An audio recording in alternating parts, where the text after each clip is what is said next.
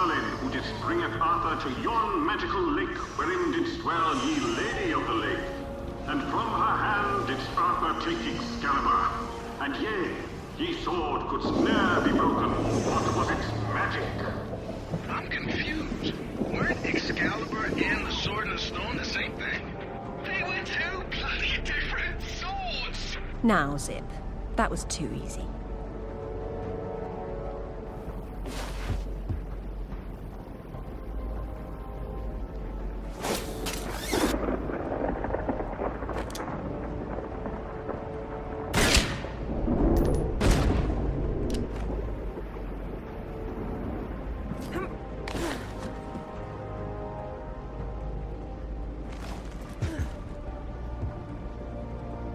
Then didst Merlin fall in love with Nimue, to whom he didst teacheth his magics.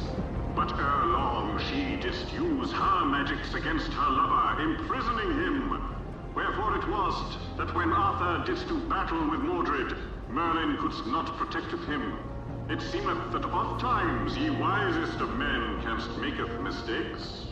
It was his own fault, really. Never trust a woman? Don't believe in magic.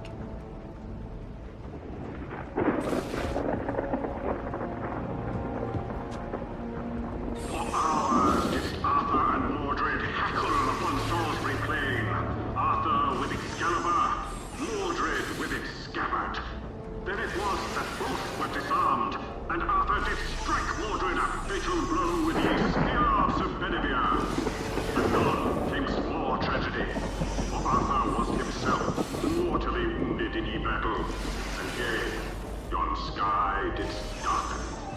There's a logical explanation for that. It's called evening. You're so literal, Alistair. Archaeology is half metaphor, you know.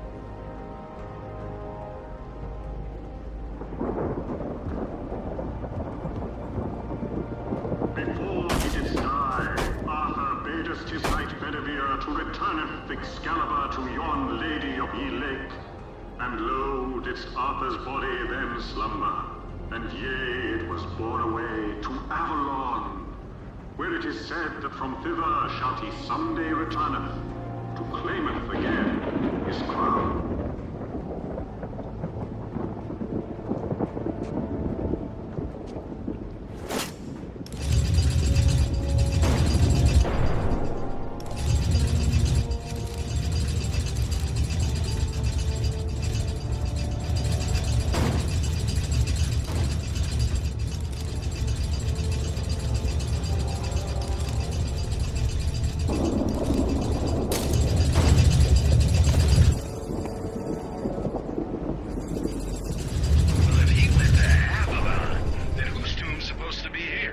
Maybe the grunting Saxon or the Roman fascist that Alistair believes the whole legend was built around.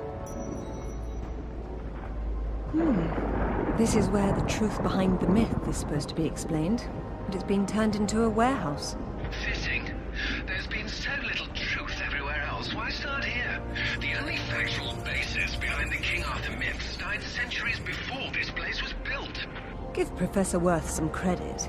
If he had to close an exhibit for renovations, at least he picked the most boring one.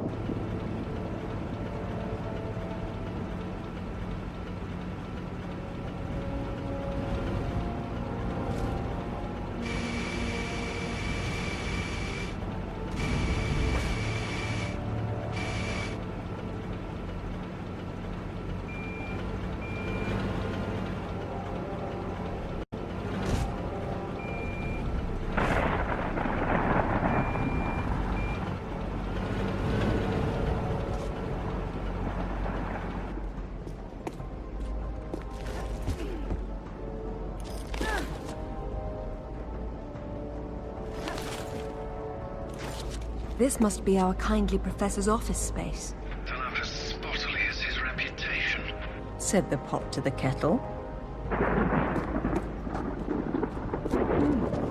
Professor Worth says here that the tomb of King Arthur, the one his museum's built over, is a fake. No surprise there. At least he knows his museum But Professor Worth believed the sarcophagus was placed here by Arthur's contemporaries to lure thieves from the gravesite of the actual King Arthur. Who doesn't exist? That's where you and the Professor differ.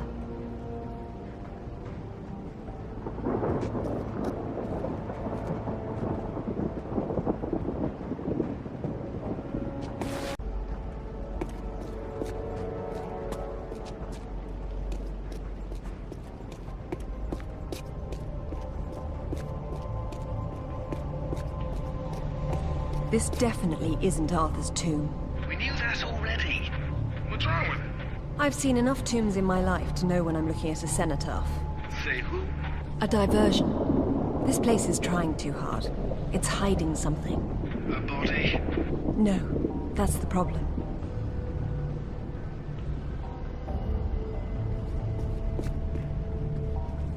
It's authentic enough for its age, but its age isn't entirely authentic. And what does that mean?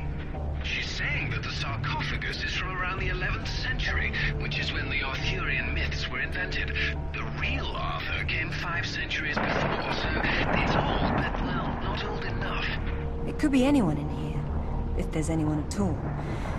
No, there has to be something else here.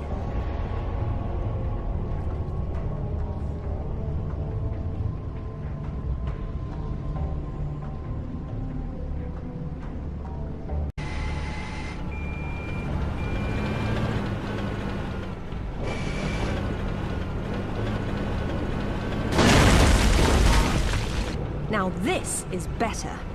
Nice. Be careful. You don't want to demolish anything important.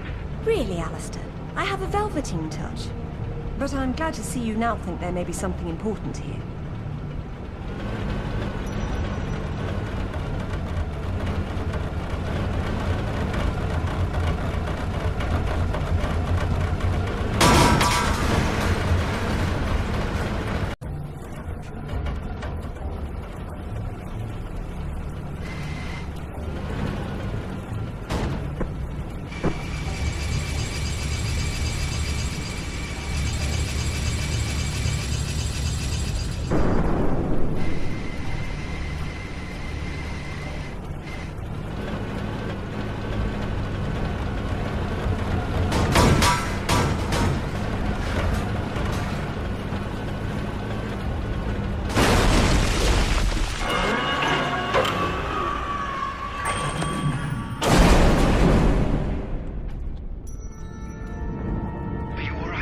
I decided to take the slow way down instead. Should have told that to the forklift.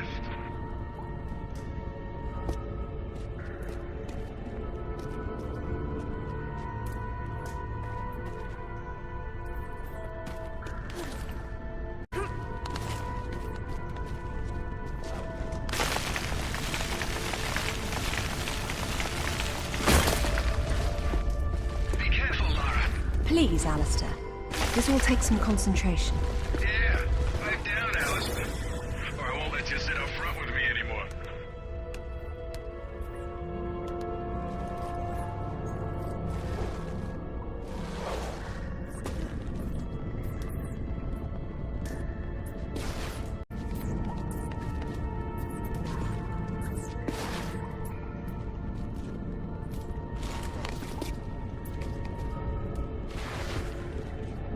You made it down safely. So am I. That doesn't mean you don't have to be quiet anymore.